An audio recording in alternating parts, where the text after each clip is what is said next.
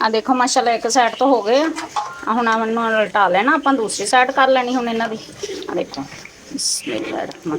बर्तन छोटे की वजह तो ना तो आपस में जुड़ गए। माशाल्लाह क्रिस्पी अपने पकौड़े तैयार होए आ देखो माशाल्लाह। देखो इस तरीके नाल इन्हां नूं उल्टा लिया आपां।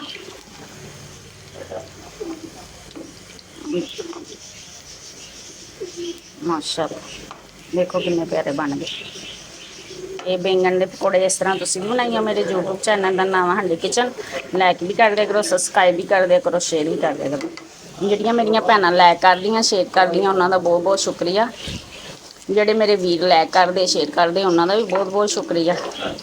ते देखो माशाल्लाह इस तरह आपां बैंगन के पकौड़े बनाने ते देखियो तो फिर मैनूं दस्सियो कि किस तरह के लगे तुहानूं। क्रिस्पी माशाल्लाह ते मज़े दे माशाल्लाह बनते। इस तरह लाजमी अपने बच्चों को बना के अच्छी अच्छी चीज़ां इस तरह बना के खवाया करो। सब्जी के पकौड़े जोड़े बच्चे नहीं खाते ना उन्होंने इस तरह देखो माशाल्लाह इस तरीके के नाल इन्हां नूं हुण आपां कढदे हैं तो फिर अगे दिखाने। पकौड़े बन के तैयार हो गए बैंगन दे ते माशाल्लाह कलर देखो कितना प्यारा आया।